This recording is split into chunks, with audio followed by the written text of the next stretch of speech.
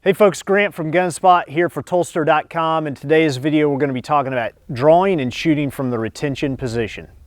Hey folks, today we're going to be drawing and shooting from the retention position. And so first let's talk about what retention position shooting really is. And it is close proximity, any distance to where it is now unsafe to extend into my normal shooting position. So bad guy is within arm's reach. We don't want to offer them the gun because as the gun comes away from my body and extends out, it's easy to end up in their possession. So we're going to cover drawing. I'm of course using my Tolster Oath holster and I'm carrying in the appendix carry position. So as I draw, I'm going to of course, establish a good grip. As the gun comes out, I'm using my thumb to index against my pec. What that's doing for me is, one, it's giving me a consistent position to set up my shot from. It's also staging the slide far enough away from my body so that the slide can reciprocate and I don't end up with malfunctions. Once I get in that position, a lot of folks will tend to keep the gun kind of angled down and they'll end up with these lower extremity hits.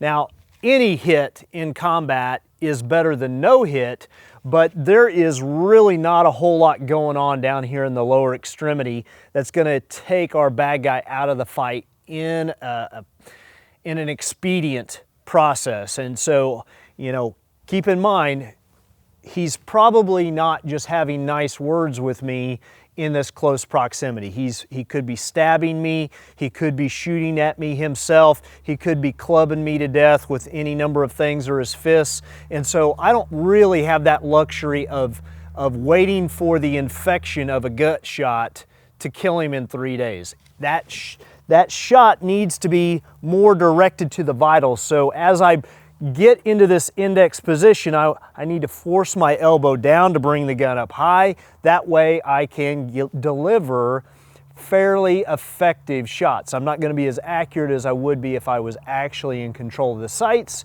but I'm going to be effective enough, hopefully, just like so. Okay? So, as you can tell, recoil isn't bad. Of course, I'm running a full-size Glock 17 in 9mm, and we are hopefully staying inside that vital blood-bearing organs between the nipples. Upper chest is best. I've got one down in the solar plexus, but the other two are good effective hits. So all that comes from is as I draw, I index and I roll that elbow down to get a good quality hit. In addition to rolling that elbow down, as you can see, the grouping was fairly tight. That's a product of practice with this position. It sounds easy to be able to hit from arm's reach, but there's a technique to everything in life. But what I'm doing in addition to indexing with the thumb and rolling that elbow down is I'm also pressing the mag well and my thumb into my body, and that's helping me mitigate or control some of that recoil or tame it. It's not going to be as effective as a two-hand support grip, but it's all I've got in this context. So I need to practice that regularly as I rotate that gun up in order to get those hits. Last thing about retention position shooting that we need to cover, we're not going to go into great detail on it, but it definitely needs to be said, and that is this technique that we're talking about, the index point, the elbow down, sucking the gun in tight to give you recoil control. You know, that's all well and good to say that stuff here on a range where I'm shooting a rubber dummy versus an actual human threat that is got arms and is trying to stop me from defending myself. There's always a possibility that they get their hands on the slide, that they create a stoppage, or that maybe I have to shoot prematurely and I haven't gotten to the proper index part and I've created a malfunction. So here's what a malfunction could happen.